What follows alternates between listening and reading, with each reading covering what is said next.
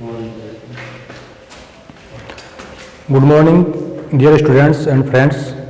Siddharth school रोडसर के YouTube channel पर आप सबका हार्दिक स्वागत है। जैसा कि आप सबको विदित है, कोरोना वायरस के कारण चलते ऑफलाइन क्लासेज सुचारू रूप से शुरू नहीं हो पा रही है और राज्य सरकार के अग्रिम आदेश तक स्कूल कॉलेजें बंद हैं।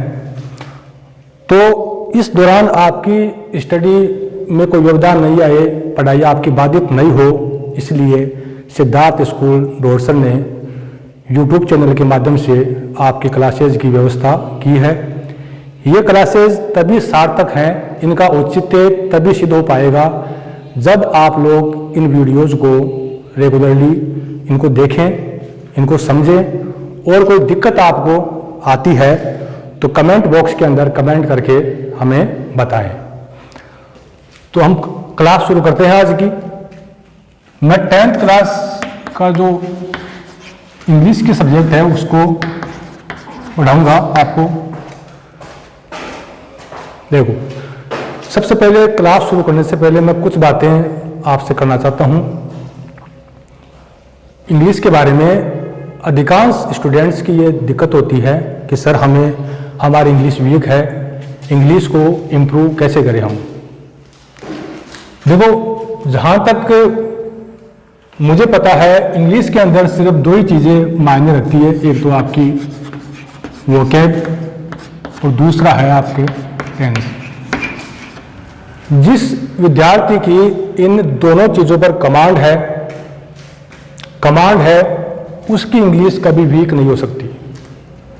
इंग्लिश इम्प्रूव अगर आपको करनी है तो इन दोनों चीज़ों पर आपको कमांड बनानी होगी। टेंस जो है, किसी भी वाक्य का अनुवाद करना आपको हिंदी से इंग्लिश में करना है तो उसके लिए आपको टेंस की आवश्यकता होती है। टेंस तो आप याद कर सकते हो, ज़्यादा बड़ा पार्ट नहीं है, सीखना इसको ज़्यादा डिफिकल्ट भी नहीं है, आप इसको आराम से सीख सकते हो। लेकिन वोकैब का पार्ट, वोकैब यानी इसको हम कहते हैं शब्दकोश, या इसको बोल सकते हैं मीनिंग वगैरह। तो मीनिंग वाला जो पार्ट है उसको आपको रेगुलरली उसको पढ़ना पड़ता है, उनको याद करना पड़ता है। मीनिंग ऐसी चीज़ नहीं है कि जिसको आप एक दिन में सीख लो या एक महीने में आप सीख लो। इसको आपको डेली प्रैक्टिस इनकी करनी पड़ती है और अगर आपकी वोकैब अच्छी है तो ये बिल्कुल श्योर है कि आपकी इंग्लिश कभी वीक नहीं हो सकती। हालांकि अधिकांश तो होता यह है कि बच्चे शुरू से इस चीज़ पर ध्यान दे नहीं पाते हैं और लास्ट में जब वो 12th में आ जाते हैं, 10th में आ जाते हैं तो उनको प्रॉब्लम वो यहाँ पर होती है कि उनकी इंग्लिश का जो बेसिक है, बेस है, वो कमज़ोर होता है। लेकिन चलो कोई नहीं, अभी भी आप अपनी इंग्लिश में इतना इम्प्रूवमेंट तो कर सकते हो कि आप बोर्ड क्लासेज के अंदर अच्छे मार्क्स ला पाओ। इसके लिए ज़्यादा कुछ नहीं करना आपको। अगर आप पर डे के 10 मीनिंग याद करते हो तो महीने के आपके हो जाते हैं 300 मीनिंग। 300 मीनिंग आपके हो गए एक महीने के। अगर इसको डिवाइड करें 12 से तो इसका मतलब हो गया 3600। जिसको 3000 मीनिंग याद हो गए उसकी इंग्लिश कभी वीक नहीं हो सकती। मेरे कहने का मतलब यही है कि भले ही आप 5 मीनिंग पर डे की याद करो, लेकिन आपको डेली मीनिंग याद करने हैं। अगर आपको अपनी इंग्लिश अच्छी करनी है, एग्जाम में अच्छे मार्क्स लेके आने हैं, तो ये आपको करना ही पड़ेगा। और मीनिंग याद करने का बेस्ट तरीका यह है कि आप जहाँ तक हो सके मीनिंगों को लिख कर याद करो। एक मीनिंग को 5 बार लिखो, 10 बार लिखो। जितनी बार आप उसको लिखोगे उतना ही अच्छी तरह याद होगा। लिखने से ये फायदा होगा कि गलतियां होने के चांसेस कम हो जाते हैं आपके, और आपकी जो हैंडराइटिंग है उसमें भी इम्प्रूवमेंट होता है और आपको याद भी अच्छी तरह होता है। तो आज हम एक टॉपिक लेते हैं, ग्रामर का पार्ट लेते हैं 10th का। 10th के ग्रामर के पार्ट में देखो कुछ जैसे 10 टॉपिक देखते हैं। तो टेंस, उसके अलावा एक एक्टिव पैसिव,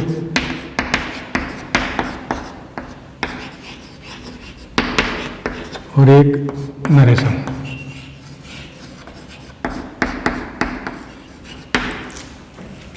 3 टॉपिक हैं एग्जाम में। ये आपके बोर्ड एग्जाम में 4 नंबर का आता है टेंस। एक्टिव पैसिव जो है वो 2 नंबर का आएगा और नरेशन जो है वो भी 4 नंबर का आएगा। लेकिन टेंस का इंपॉर्टेंस केवल इतना नहीं है कि आपको सिर्फ 4 नंबर लेके आने हैं या 4 मार्क्स आपको लाने हैं। टेंस तो आपके हर जगह काम आएगा। किसी वाक्य को ट्रांसलेट करना है इंग्लिश के अंदर तो भी आपको टेंस की जरूरत पड़ेगी। और दूसरी बात, एक्टिव पैसिव और नरेशन। एक्टिव पैसिव और नरेशन में अगर किसी बच्चे को टेंस नहीं आता है तो ये 100% है कि वो इनको कभी नहीं कर सकता, क्योंकि ये टेंस से रिलेटेड है। एक्टिव पैसिव में हर जगह आपको टेंस के जो फॉर्मूले हैं उनका यूज करना पड़ेगा। बार बार वो फॉर्मूले रिपीट होंगे और सेम यही कंडीशन जो है नरेशन में भी लागू होती है। तो इनको अगर आपको ढंग से पढ़ना है, समझ में आपके आए, इसके लिए पहली कंडीशन ये है कि आपको टेंस का नॉलेज होना चाहिए। टेंस का नॉलेज विशेषकर जो फॉर्मूले हैं टेंस के वो सारे आपको याद होने चाहिए, तब ये फिर आपके लिए काफ़ी इजी हो जाता है और इनको आराम से कर सकते हैं। टेंस आप शुरू से पढ़ते आ रहे हो, 5th क्लास से 6th क्लास में पढ़ा आपने, 7th में पढ़ा, 8th में, 9th में, 10th में टेंस चलता ही आ रहा है। और आगे भी 11th क्लास में भी टेंस है आपके, 12th में नहीं है, फिर कॉलेज लेवल पे फिर स्टार्ट हो जाएगा। लेकिन टेंस क्योंकि इंग्लिश का बेस है इसलिए ये तो आपके चलता ही रहेगा। तो मैं ये चाहता हूं कि आपको मैं एक्टिव पैसिव शुरू करने से पहले थोड़ा आपको जो टेंस के फॉर्मूले हैं वो एक बार रिवाइज करा दूं। हो सकता है आपको याद भी हो, अगर किसी को याद है तो अच्छी बात है, उसका एक बार रिवीजन हो जाएगा। और अगर किसी को याद नहीं है, किसी के पास लिखे हुए नहीं है, तो एक बार इसको नोट डाउन कर लेना। इसलिए मैं पूरा टेंस नहीं पढ़ाऊंगा आपको, खाली इसके जो फॉर्मूले हैं टेंस के उन्हीं की बात करेंगे, उन्हीं को हम पढ़ेंगे। तो हम देखो टेंस के बारे में आपको पता है थोड़ा बेसिक। टेंस जो है 3 टाइप के होते हैं। पहला है, उसके अंदर पहला होता है प्रेजेंट टेंस, दूसरा होता है पास्ट टेंस और तीसरा इसके अंदर आ गया फ्यूचर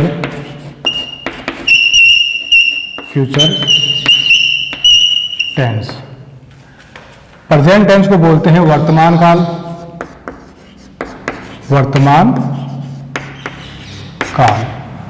पास्ट टेंस का मतलब होता है भूतकाल और फ्यूचर का भविष्य काल।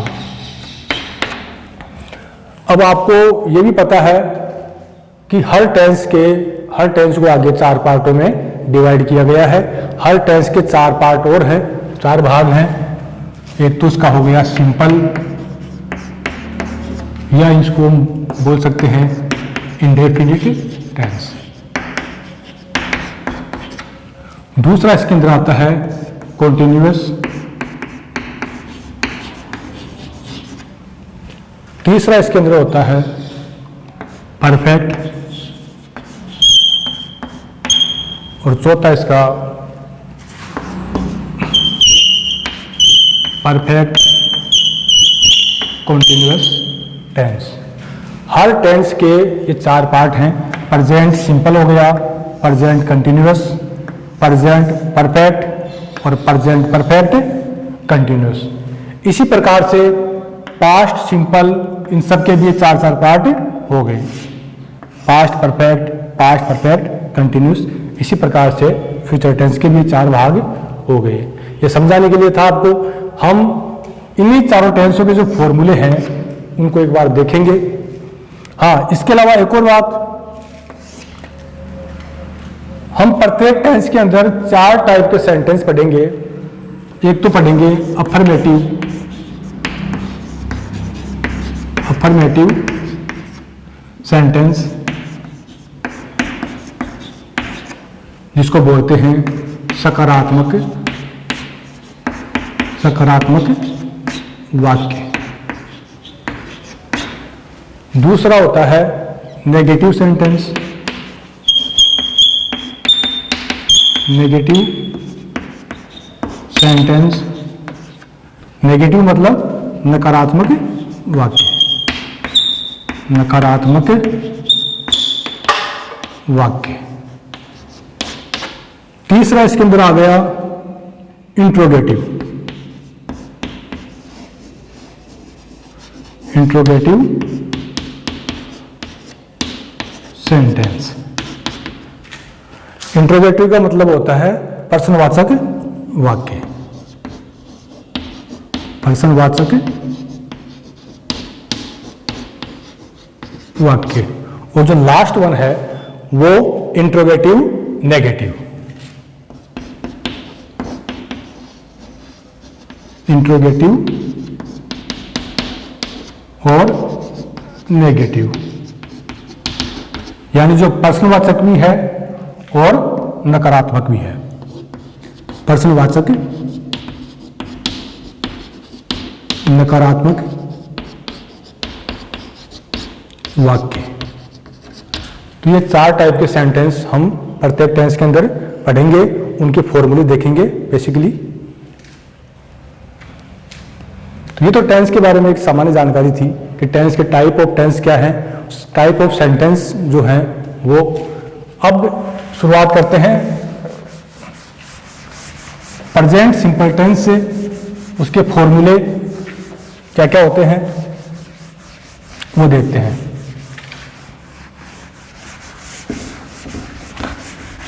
तो सबसे पहले हम लेते हैं प्रेजेंट टेंस के अंदर। प्रेजेंट टेंस में हम सबसे पहले जो पहला टेंस है वो है सिंपल प्रेजेंट। प्रेजेंट सिंपल या प्रेजेंट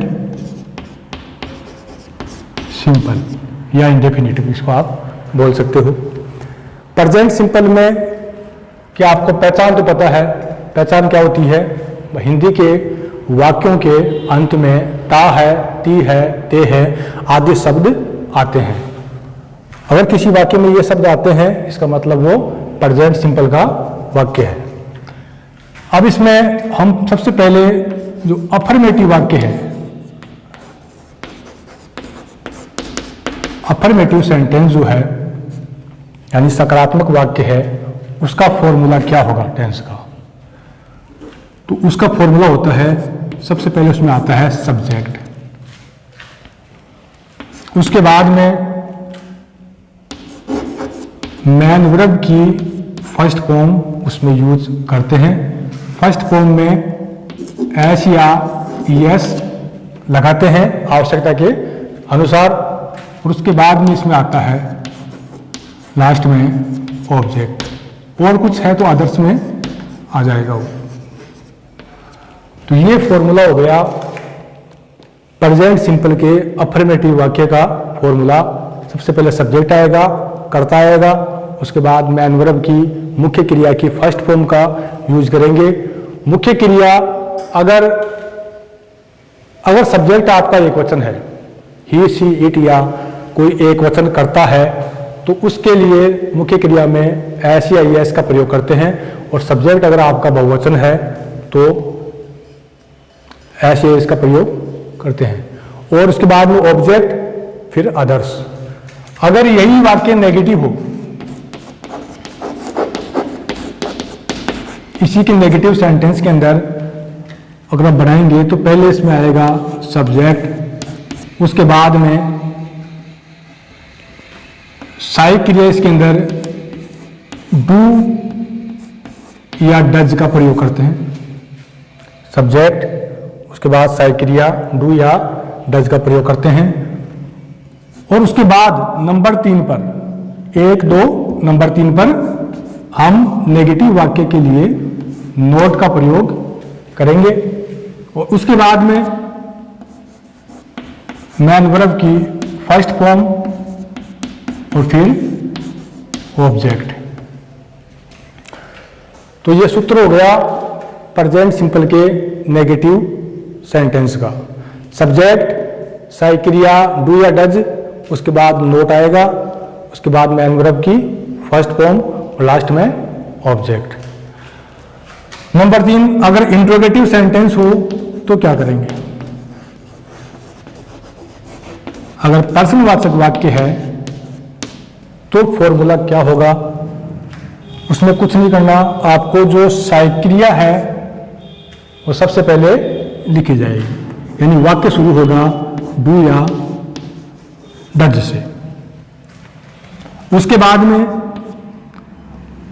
सब्जेक्ट आएगा, उसके बाद में मैन वर्ब की फर्स्ट फॉर्म और लास्ट में ऑब्जेक्ट। और क्योंकि प्रश्नवाचक वाक्य है इसलिए लास्ट में इंट्रोगेटिव साइन भी, प्रश्नवाचक चिन्ह भी आएगा इसके अंदर। अगर इसी वाक्य का इंट्रोगेटिव नेगेटिव करना हो, इंट्रोगेटिव और नेगेटिव दोनों हो तो कुछ नहीं करना, आपको नंबर 3 पे आपको नोट का प्रयोग करना है।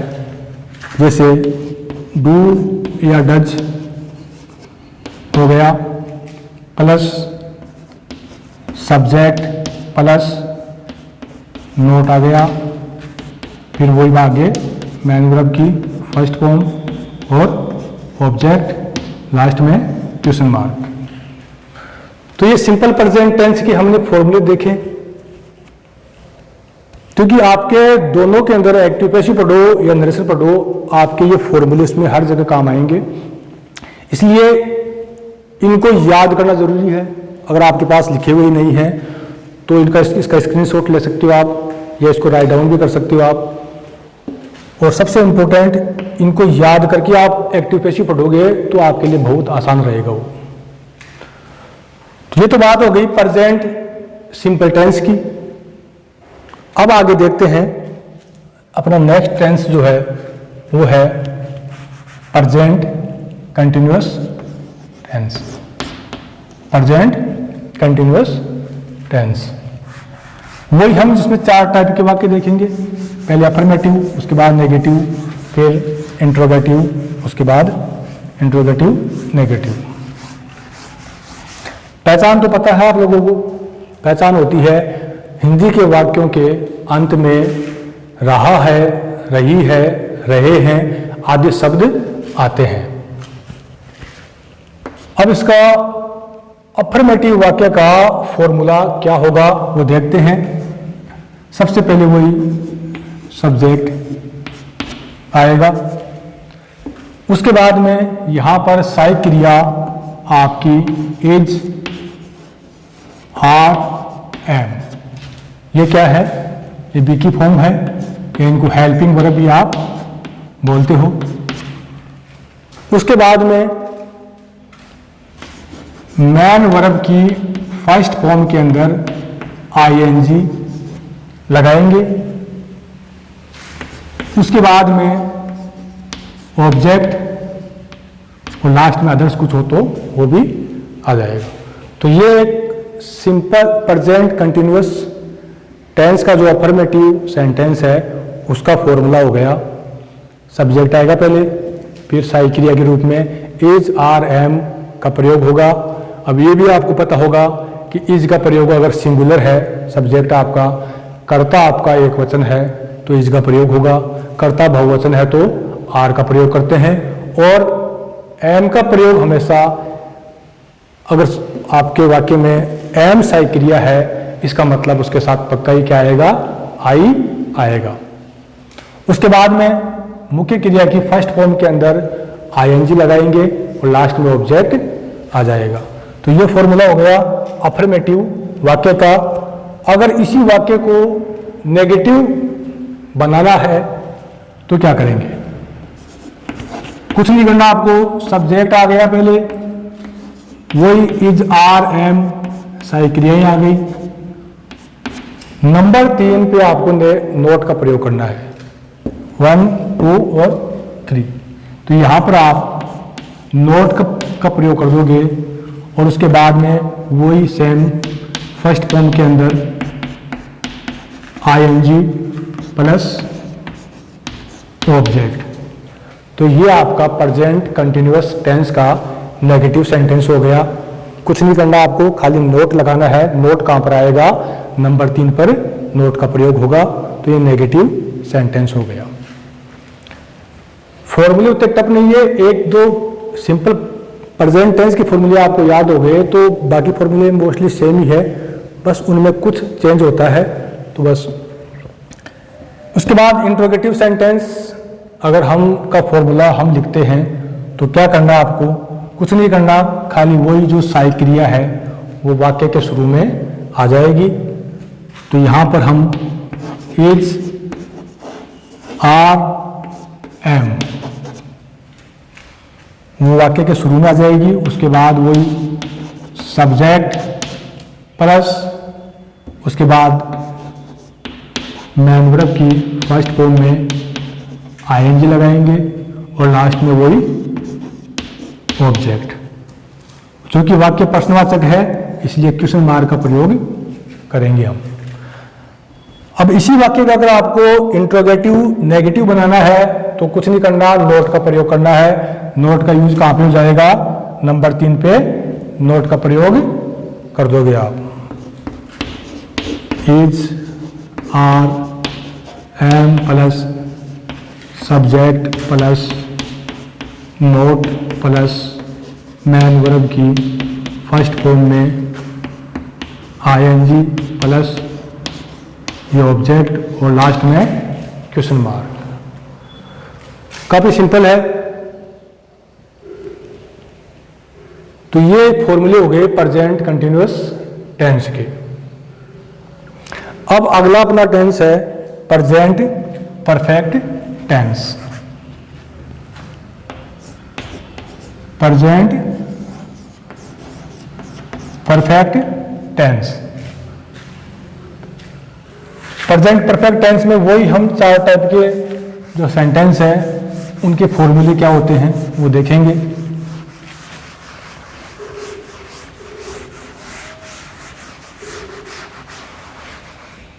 तो शुरू करते हैं। प्रेजेंट परफेक्ट टेंस की पहचान क्या होती है, कैसे पहचाने कि वाक्य प्रेजेंट परफेक्ट टेंस का है? इसके लिए अगर हिंदी के वाक्यों के अंत में चुका है, चुकी है, चुके हैं या लिया है, दिया है, किया है आदि शब्द आते हैं, इसका मतलब वो सेंटेंस जो है वो प्रेजेंट परफेक्ट का होता है। तो इसी के अब जो फॉर्मूले हैं उनकी बात करते हैं। तो जो पहला अफर्मेटिव सेंटेंस है उसका फॉर्मूला क्या होगा? उसमें सबसे पहले वही सब्जेक्ट आएगा। यहां पर सहायक क्रिया के रूप में हैज या हैव का प्रयोग करते हैं। और आपको पता होगा कि परफेक्ट टेंस के अंदर हमेशा मुख्य क्रिया की कौन सी फॉर्म आती है? हमेशा थर्ड फॉर्म का यूज करते हैं। तो मैन वर्ब की कौन सी फॉर्म आएगी? थर्ड फॉर्म आएगी। उसके बाद ऑब्जेक्ट आता है। सिंपल सा फॉर्मूला है। सहायक क्रिया के रूप में हैज हैव का प्रयोग होगा। हैज का प्रयोग कब होता है? इसका सीधा सही यही है, अगर आपका सब्जेक्ट कर्ता जो है एक वचन है, ही, सी, इट या किसी का नाम है, सिंगुलर सब्जेक्ट है, तो उसके लिए हैज का प्रयोग करते हैं। और आई, वी, यू, दे या कोई बहुवचन करता है तो उसके लिए हैव का प्रयोग करते हैं। और इसके अंदर हमेशा मुख्य क्रिया की थर्ड फॉर्म का ही यूज होता है। और फिर वही लास्ट के अंदर ऑब्जेक्ट प्लस अदर्स इसमें आ जाएंगे। तो ये अफर्मेटिव सेंटेंस हो गया का फॉर्मूला हो गया। अब देखते हैं अगर वाक्य नेगेटिव है तो उसका फॉर्मूला क्या होगा। नेगेटिव में आपको कुछ नहीं करना, नोट लगाना है। और नोट कहां पर आएगा? नंबर 3 पर नोट आएगा। Subject plus has have plus number 3 पे आपको नोट लगाना है। और फिर वही आगे सेम मैन वर्ब की थर्ड फॉर्म प्लस ऑब्जेक्ट। तो तो ये इसका नेगेटिव सेंटेंस का फॉर्मूला हो गया। अब बात करते हैं इंट्रोगेटिव सेंटेंस का। अगर प्रश्नवाचक वाक्य है तो क्या करना है आपको, प्रश्नवाचक वाक्य में हमेशा की तरह जो हैज या हैव जो सहायक क्रिया है, हेल्पिंग वर्ब है, वो वाक्य के शुरुआत में आ जाएगी। उसके बाद में सब्जेक्ट आएगा और फिर वही मैन वर्ब की थर्ड फॉर्म का प्रयोग करते हैं और लास्ट में वही ऑब्जेक्ट। चूंकि वाक्य जो है वो प्रश्नवाचक है इसलिए इंट्रोगेटिव साइन भी यहाँ पर यूज करेंगे हम। तो ये फॉर्मूला हो गया इंट्रोगेटिव सेंटेंस का। अब अगर वाक्य वही इंट्रोगेटिव नेगेटिव है तो कुछ नहीं करना, आपको नंबर 3 पे आपको नोट लगाना है, तो वो इंट्रोगेटिव नेगेटिव सेंटेंस का वाक्य हो जाएगा। Has have plus subject plus not plus main verb की थर्ड फॉर्म प्लस ऑब्जेक्ट और लास्ट में क्वेश्चन मार्क। तो ये इसके फॉर्मूले हो गए। इन फॉर्मूलों को याद करोगे, उसके बाद में आप एक्टिव पैसिव पढ़ोगे, नरेशन पढ़ोगे, तो आपके लिए बहुत ही आसान रहेगा वो। तो ये अपना प्रेजेंट परफेक्ट टेंस हो गया। अब इसमें लास्ट बचा है, प्रेजेंट टेंस के अंदर जो लास्ट टाइप है वो है present perfect continuous. Present perfect continuous, तो इसके बारे में देखते हैं। इसकी पहचान क्या होती है? इसकी पहचान होती है अगर हिंदी के किसी वाक्य के अंत में से रहा है, से रही है, से रहे हैं आदि शब्द आते हैं तो वो वाक्य जो है वो प्रेजेंट परफेक्ट कंटिन्यूअस टेंस का होता है। अब इसका जो फॉर्मूला क्या होगा अफर्मेटिव सेंटेंस का वो देखते हैं। इसमें सबसे पहले सब्जेक्ट आएगा, उसके बाद में सहायक क्रिया आपकी हैज या हैव का प्रयोग करते हैं, उसके बाद बीन का यूज करते हैं और उसके बाद में मुख्य क्रिया की फर्स्ट फॉर्म में आईएनजी लगाते हैं। उसके बाद में ऑब्जेक्ट, सेंटेंस समाप्त नहीं हुआ यहाँ पर, ऑब्जेक्ट आएगा। उसके बाद में इसके अंदर सिंस या फॉर का प्रयोग करते हैं और लास्ट में टाइम प्लस अदर्स वगैरह। तो ये इसका फॉर्मूला हो गया।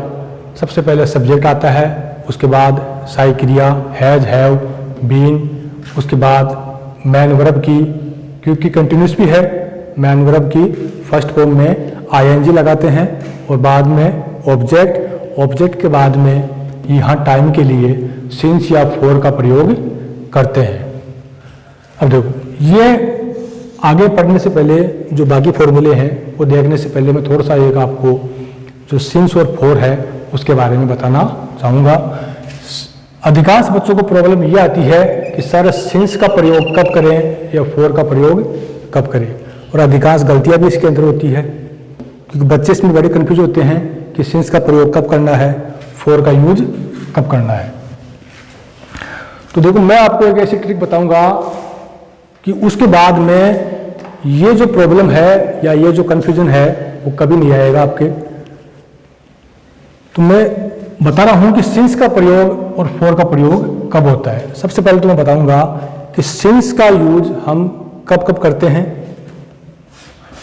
तो मैं यहां पर लिख रहा हूं, आप चाहे इसमें हेडिंग डाल दो, सिंस का प्रयोग या सिंस का यूज कब होता है। देखो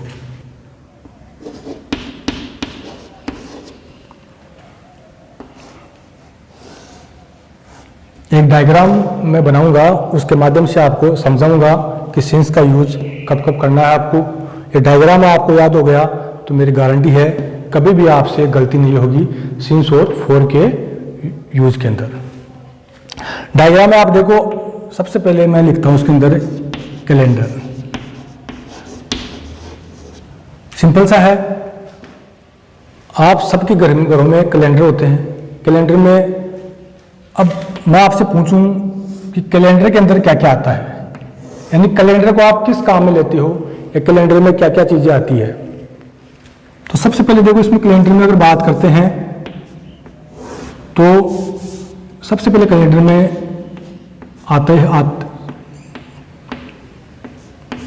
आता है डेज, दिन। दिन कैसे? संडे से लेके संडे, मंडे, ट्यूसडे, उसके बाद ऐसे सारे दिन, सैटरडे। संडे से लेके जितने भी वीक में दिन होते हैं सैटरडे तक, वो सब इसके अंदर आते हैं। दूसरा कैलेंडर में आता है आपके डेट। कैलेंडर जो है हम तारीख देखने के काम में भी लेते हैं मैन। तो कैलेंडर में डेट्स आती है। डेट्स आपके किस फॉर्मेट में आएगी? डेट कैसे? इंग्लिश में आपकी डेट लिखी होती है, जैसे 15 अगस्त हो गया या 10 फरवरी हो गया, तो ऐसे आपके डेट्स वाक्य के अंदर लिखी होती है। इसके अलावा कैलेंडर में, डेट के अलावा कैलेंडर में और क्या आता है? कैलेंडर में एक ईयर, साल भी आपके दिया हुआ होता है। साल उसमें ऐसे लिखा होगा 2020 या 2000 जो भी है, 19 जो भी। उसके अलावा कैलेंडर में आपके एक ओकेजन भी आते हैं, जो छुट्टियां वगैरह होती है गवर्नमेंट की, त्यौहार वगैरह, फेस्टिवल वगैरह, जैसे आपके इसमें हो गया होली, दिवाली या अभी रक्षाबंधन गया था। जो भी फेस्टिवल त्यौहार वगैरह हैं वो भी कैलेंडर में आते हैं। इसके अलावा एक और कैलेंडर में आपके मंथ भी आते हैं। मंथ दिए होते हैं, महीनों के नाम, जैसे जनवरी से लेके फरवरी, मार्च, लास्ट दिसंबर तक।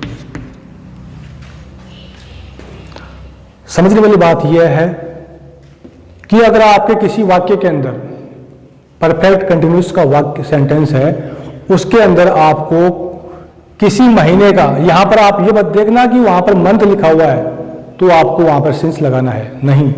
डेज लिखा हुआ है तो सिंस लगाना नहीं। मैंने कहा मंथ के नाम, जो महीनों के नाम है, जैसे जनवरी, फरवरी, मार्च, अप्रैल, दिसंबर तक जो भी नाम है, अगर ये नाम आपके उसमें दिए हुए हैं तो वहां पर आपको आंख बंद करके सिंस का प्रयोग करना है। डेज नहीं, डेज के नाम, दिनों के नाम आपको दिए हुए हैं, संडे है, मंडे, जो भी है, तो अगर वो आपको उसमें दिए हुए हैं तो वहां पर भी आपको सिंस का प्रयोग करना है। नंबर 3, अगर आपको कोई डेट्स दे रखी है, तारीख आपको दे रखी है इस फॉर्मेट में, 15 अगस्त हो गया, 10 फरवरी हो गया या 31 जुलाई, जो भी तारीख है, तो वो वहां पर भी आपको सिंस का प्रयोग करना है। इसके अलावा अगर आपको उसमें साल दे रखा है, ईयर 2020, 2019, 2015, जो भी साल है वो आपको दे रखा है, तो वहां पर भी आपको सिंस का प्रयोग करना है। और लास्ट वन, ओकेजन आपको दे रखा है, कोई भी फेस्टिवल है, आपको सेंटेंस में लिखा हुआ है, होली, दिवाली, दशहरा, रक्षाबंधन, जो भी त्यौहार है, तो अगर वो उसमें दिए हुए हैं तो वहां पर भी आपको सिंस का प्रयोग करना है, फॉर का प्रयोग नहीं करना है। तो ये तो हो गए। उसके अलावा दूसरी चीज मैं बात करूं, एक होती है क्लॉक। क्लॉक यानी घड़ी। सबके पास होती है घड़ी, सबके घरों में घड़ी होती है। तो क्लॉक में देखो, क्लॉक के अंदर क्या, क्लॉक किस काम आती है? घड़ी जो है वो टाइम देखने के काम में आती है। तो घड़ी में इंग्लिश में टाइम कैसे लिखा होता है? उसमें लिखा होता है एट ओ क्लॉक, या तो टाइम ऐसे लिखा हुआ आएगा 9 o'clock, 10 o'clock, या टाइम आपको ऐसे लिखा हुआ आता है उसमें कि 9 AM भी या PM, ये भी है। अगर आपके वाक्य में इस प्रकार से टाइम दिया हुआ है, चाहे वो 8 o'clock के रूप में हो या 9 AM PM के रूप में हो, तो वहां पर आपको सिंस का प्रयोग करना है। दूसरा, इसके अलावा stage of life, stage of life, stage of life का मतलब होता है जीवन की अवस्थाएं। जीवन की अवस्थाएं आपको सबको पता है कौन कौन सी होती है। चाइल्डहुड हो गया, बचपन, और अभी आपकी जो अवस्था है उसको हम कहते हैं एडोलेसेंस, किशोरावस्था। तो ये जीवन की अवस्थाएं जो भी है, बचपन, किशोरावस्था, जवानी, बुढ़ापा, अगर ये आपके सेंटेंस में दी हुई है तो वहां पर आपको सिंस का प्रयोग करना है, ना कि फॉर का। Last one, part of,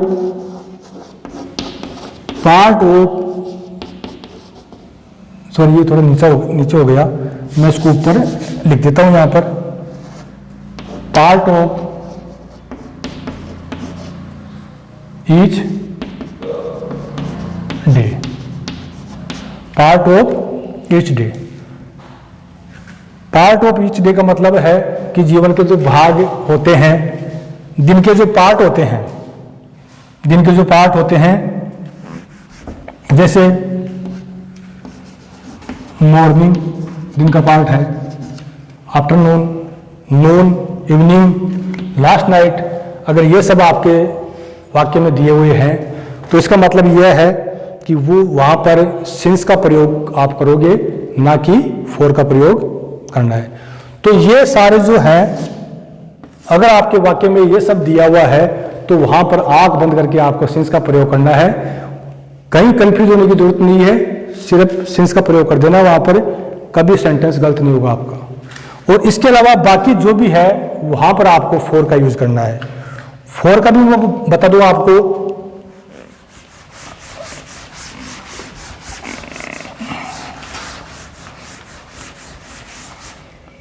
for में ऐसा है कि पहली बात तो फॉर का यूज होता कब है?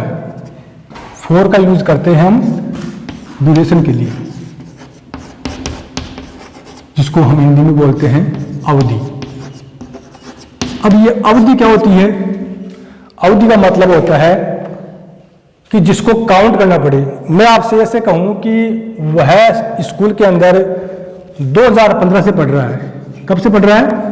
2015 से। यहां आपको फिक्स पता है कि साल कौन सा है, 2015। यहां पर आपको काउंट करने की आवश्यकता नहीं है, तो यहां पर सिंस का प्रयोग होता है। लेकिन अगर मैं आपसे यह कहूं कि वह स्कूल में 5 वर्ष से पढ़ रहा है, 5 साल से या 5 वर्ष से पढ़ रहा है, अब आपको नहीं पता कि एग्जैक्ट वो कब की एक्यूरेट वो कब से पढ़ रहा है, यानी यहां पर आपको उसको काउंट करने की आवश्यकता पड़ेगी। आप काउंट करोगे कि अभी 2020 है, इसका मतलब 5 वर्ष कब होंगे, तो आप काउंट करोगे 2019, 18, 15, तो आपको लगा भाई हाँ 2015 से। यानी जहां पर आपको काउंट करने की आवश्यकता होती है वो होती है अवधि, उसको बोलते हैं अवधि। अवधि कितनी भी हो सकती है, 5 साल, 10 साल, 20 साल, जो भी है, तो उसके लिए आप फॉर का यूज करते हो। तो 2 चीजें हैं सिंस और फॉर के यूज में। अगर आपको ये डायग्राम याद है तो कभी भी आपसे लाइफ में गलती नहीं होगी, कभी आप कंफ्यूज नहीं हो सकते इसके में। तो हम वापस अपने टॉपिक पे आते हैं। हम पढ़ रहे थे प्रेजेंट परफेक्ट कंटिन्यूअस टेंस के जो अफर्मेटिव वाक्य हैं वो हमने देख लिया था। अब पढ़ेंगे, पूरा हो गया, 3 मिनट। अब इसका नेगेटिव वाक्य देख लो एक बार। नेगेटिव वाक्य भी सेम वैसा ही होगा, पहले आएगा सब्जेक्ट, उसके बाद में सहायी क्रिया आपकी हैज या हैव का प्रयोग होगा, फिर बीन का यूज करोगे आप, और जैसा कि मैंने बताया नेगेटिव वाक्य में हमेशा नोट का प्रयोग जो है वो थर्ड पोजीशन पर करते हैं, तो यहाँ पर आप नोट का प्रयोग कर दोगे और उसके बाद में वही मैन वर्ब की फर्स्ट फॉर्म में आईएनजी, फिर ऑब्जेक्ट और उसके बाद में सिंस या फॉर का प्रयोग और लास्ट में टाइम का हो गया। अगर इसी का प्रयोग करना है इंट्रोगेटिव सेंटेंस तो कुछ नहीं करना आपको, सहायक क्रिया जो है वो वाक्य के शुरुआत में आ जाएगी। तो पहले आप लिखोगे हैज या हैव, उसके बाद में सब्जेक्ट, फिर बीन, उसके बाद में वही मैन वर्ब की फर्स्ट फॉर्म में आईएनजी और फिर वही ऑब्जेक्ट, वही टाइम के लिए सिंस या फॉर का प्रयोग। और चूंकि वाक्य प्रश्नवाचक है, इंट्रोगेटिव सेंटेंस है, तो लास्ट में आप प्रश्नवाचक चिन्ह का प्रयोग भी करोगे आप। अगर इसी का हमको इंट्रोगेटिव नेगेटिव भी करना हो, इंट्रोगेटिव नेगेटिव भी करना हो तो क्या करोगे? इंट्रोगेटिव और नेगेटिव दोनों करना हो, कुछ नहीं करना आपको, सिर्फ नोट लगाना है और नोट का लगाओगे नंबर 3 पर, 1, 2 और 3 बस। तो इसका फॉर्मूला हो जाएगा has, have plus subject plus not plus been plus main verb की फर्स्ट फॉर्म में आईएनजी, फिर ऑब्जेक्ट और प्लस सिंस या फॉर प्लस टाइम और लास्ट में क्वेश्चन मार्क। सिंपल से फॉर्मूले हैं, ज़्यादा टिपिकल नहीं है। इन सबको आपको याद करना है ताकि हम जब एक्टिव पैसिव पढ़ें तो आपको प्रॉब्लम नहीं आए। तो आज के लिए इतना ही काफ़ी है। बाकी हम जो टेंस रह गया, अपना प्रेजेंट टेंस पूरा हो गया, 2 टेंस अपने रह गए, पास्ट और फ्यूचर टेंस, तो वो अगली नेक्स्ट क्लास के अंदर हम पूरा कर लेंगे। लेकिन मेरा प्रयास तभी सार्थक है जब आप इन जो मैंने लिखाए हैं फॉर्मूले, इनको याद करो। ये आपको अंगुली पे याद होने चाहिए ताकि जब हम अगली क्लास लें एक्टिव पैसिव की तो उसमें आपको कोई समस्या नहीं आए। कोई समस्या इसके अंदर आपको आती है तो आप कमेंट बॉक्स में जाके कमेंट में आप उस प्रॉब्लम को लिख सकते हो। हम आपकी समस्या को देखेंगे और उसका समाधान करने का प्रयास करेंगे। तो आज के लिए इतना ही काफ़ी। Thank you, that's all.